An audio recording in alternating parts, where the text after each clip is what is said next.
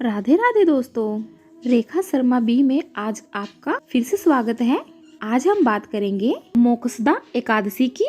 मोक्षदा एकादशी कब आती है, इसकी पूजा विधि क्या है और इस एकादशी का इतना महत्व क्यों है। मोक्षदा एकादशी दोस्तों 25 दिसंबर यानी शुक्रवार के दिन पड़ रही है। तो जो लोग व्रत करना जा रहे हैं वो 25 दिसंबर को व्रत करें। जो लोग व्रत शुरू करना भी चाहते हैं वो भी 25 दिसंबर से यानी मोक्षदा एकादशी से अपना व्रत शुरू कर सकते हैं। मार्गशीर्ष मास के शुक्ल पक्ष की एकादशी को ही मोक्षदा एकादशी कहते हैं। इसे मोक्षदायिनी एकादशी भी कहा गया है।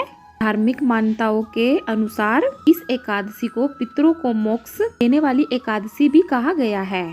ऐसी मान्यता है कि इस दिन व्रत करने से जो व्यक्ति व्रत करके अपने पितरों को व्रत अर्पित करता है उनके पितरों के भी मोक्ष के द्वार खुल जाते हैं और उन्हें मोक्ष की प्राप्ति होती है। हिंदू धर्म ग्रंथों में बताया गया है यह एकादशी बड़े बड़े पापों का नाश करने वाली है। पुराणों के अनुसार भगवान श्री कृष्ण युधिष्ठिर को मोक्षदा एकादशी का महत्व समझाते हुए कहा है कि जो मोक्षदा एकादशी है ये पुण्य फल देने वाली है। जो लोग इस दिन सच्चे मन से व्रत पूजा अर्चना आराधना करते हैं उन्हें पुण्य और मोक्ष की प्राप्ति होती है। कहते हैं कि मोक्षदा एकादशी के दिन ही भगवान श्री कृष्ण ने अर्जुन का मोह भंग करने के लिए भगवत गीता का उपदेश दिया था। इसी दिन गीता जयंती भी मनाई जाती है। भगवत गीता के 11वें अध्याय में लिखा है, अर्जुन ने भगवान श्री कृष्ण को संपूर्ण ब्रह्मांड में पाया है। अर्जुन ने कृष्ण में ही शिव ब्रह्मा जीवन और मृत्यु के चक्कर को देखा है। तो इस दिन 11वें अध्याय का पाठ जरूर करें आप भागवत गीता का। इस दिन कहते हैं भगवान विष्णु के दर्शन का पुण्य मिलता है जो हम भागवत गीता के 11वें अध्याय का पाठ करता है। तो चलिए बात करते हैं पूजा विधि की। जैसे व्रत हमारा एक दिन पहले ही शुरू हो जाएगा यानी कि 10वीं तिथि को ही। 10वीं तिथि की शाम को आपको चावल का सेवन नहीं करना, यानी कोई भी एकादशी आप रखते हैं 10वीं की तिथि को ही आपको चावल का सेवन नहीं करना होता है। सात्विक भोजन करना है। दिन ढलने से पहले ही आपको भोजन कर लेना है। हो सके तो 10वीं की रात को ही आप थोड़ा भजन कीर्तन करें। एकादशी वाले दिन आपको सूर्य उदय होने से पहले ही उठना है, यानी कि ब्रह्मा मुहूर्त में आपको उठना है। स्नान करें। स्नान करने वाले पानी में आप गंगा जल डालें। फिर उसके बाद जहाँ आपको पूजा करनी है वहाँ की साफ सफाई करें। पूरे घर में इस दिन गंगा जल जरूर छिड़के। भगवान श्री विष्णु हरि को पंचामृत से स्नान कराएं। शालिग्राम जी को भी पंचामृत से ही स्नान कराएं। गोपाल जी को भी, अगर आपने गोपाल जी रखे हुए हैं घर में, उसके लिए एक चौकी लगा सकते हैं। आप अपने घर के मंदिर में ही पूजा करें, वो आपकी एक इच्छा है। आप चौकी भी लगा सकते हैं। धूप दीप नैवेद्य पीले फूलों से आपको पूजा करनी है।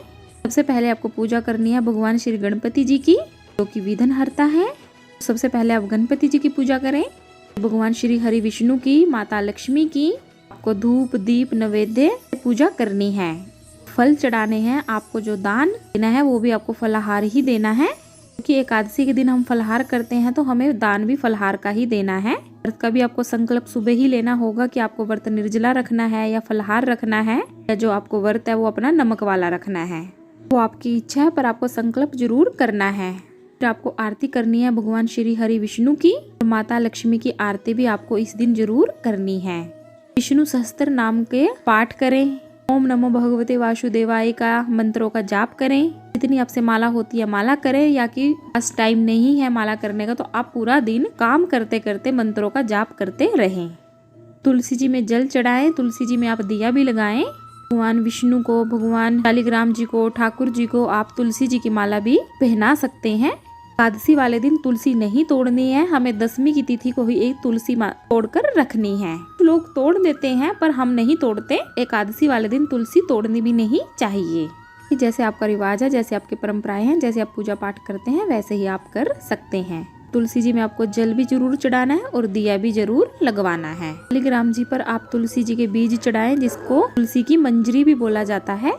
सूर्य भगवान को जल दें। जैसे आपने व्रत का संकल्प लिया है वैसे ही आपको व्रत अपना करना है। दिन ढलने से पहले ही आपको अपना जो भी भोजन करना है कर लेना है। सबसे पहले आप ठाकुर जी को भोग लगाएंगे। जैसे आप फल खा रहे हैं या कोई नमक का खाना खा रहे हैं, फिर वो भोजन बाद में आप करेंगे। पहले भोग लगाना है, फिर बाद में आपको करना है। भोजन में अन्न का सेवन नहीं किया जाता। एकादशी वाले दिन भूलकर भी आप ना तो चावल साफ करें ना ही चावल अर्पित करें। कई बार क्या होता है, हम जैसे साफ करते हैं ना, मुंह में गलती से डाल लेते हैं, इसलिए आप साफ ही ना करें, नहीं गलती से आपके मुंह में डलेंगे। अगर किसी से भूल चूक में चावल ऐसे डल जाते हैं तो उस दिन चावलों को हाथ भी ना लगाएं। आप चावलों का दान कर सकते हैं। एक दिन पहले ही आप दशमी की तिथि को चावलों को पोटली बना के रखें। आप विष्णु भगवान मंदिर में जाके चावलों का दान जरूर एकादशी वाले दिन करें। खाए नहीं पर दान जरूर करें, इससे आपको काफी पुण्य का फल मिलेगा। गुरु जी को आप मखाने की खीर बना के अर्पित करें कि शाम को फिर आप भजन कीर्तन करें। कुछ लोग पूरी रात भजन कीर्तन कर लेते हैं, कुछ लोगों से भी पूरी रात नहीं हो सकता तो आप 12 बजे तक कर सकते हैं। और भजन कीर्तन आप जरूर करें। पूजा में आपको भागवत गीता के 11वें अध्याय का पाठ जरूर करना है।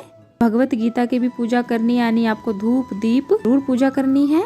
भागवत गीता का पाठ भी आपको जरूर करना है, या तो आप सुबह पूजा के टाइम करें, या अगर आप पाठ नहीं कर सकते आप शाम को भागवत गीता के 11वें अध्याय का पाठ करें। पूजा करने के बाद आप माला फेरेंगे। माला फेरने के बाद आपको सुननी है मोक्षदा एकादशी की व्रत कथा। एकादशी की व्रत कथा आप दिन ढलने से पहले कभी भी सुन सकते हैं। हो सके तो जब जैसे आप पूजा कर रहे हैं उस टाइम सुन लें या कर लें। आप उस टाइम नहीं अगर कथा कर पा रहे हैं तो आप दिन में कभी भी किसी भी टाइम कथा सुन सकते हैं, कर सकते हैं। एकादशी की कथा बस जरूर सुननी चाहिए। सभी एकादशियों की कथा अलग अलग होती है। जैसे पूरे साल में हमारी 24 एकादशियां होती हैं। कई बार पुरुषोत्तम मास लग जाता है या कोई और मास बढ़ जाता है हमारा, तो 26 एकादशियां हो जाती हैं। आपको मोक्षदा एकादशी की कथा भी जरूर सुननी है। फिर नेक्स्ट डे आपको द्वादशी के दिन करना है व्रत का पारण। जो मोक्षदा एकादशी है इसके व्रत का पारण होगा 26 तारीख को, यानी शनिवार के दिन आपको व्रत का पारण करना है। सुबह 8:30 से लेकर सुबह 9:16 तक आपको अपने व्रत का पारण कर लेना है। व्रत के पारण में आपको सुबह सबसे पहले जल्दी उठकर सूर्य उदय होने से पहले ही उठे, पूजा करें। पूजा अर्चना करने के बाद भोग बनाएं। भोग का अन्न आपको लगाना है। भोग में आपको अन्न लगाना है, मतलब कि आपको चावल का भोग लगाना है। चावल से बनी हुई किसी भी चीज का आप भोग लगाएं। उसके बाद आप किसी जरूरतमंद को, ब्राह्मण को चावल दान में दें। के बाद आपको कोई भी चावल की चीज खाकर अपने व्रत का पारण करना है। ये थी एकादशी व्रत की पूजा विधि। आप सबको ये पूजा विधि हमारी पसंद आई होगी। तो अगर आपको वीडियो अच्छी लगी है तो प्लीज वीडियो को लाइक कीजिए, चैनल को सब्सक्राइब कीजिए। राधे राधे दोस्तों।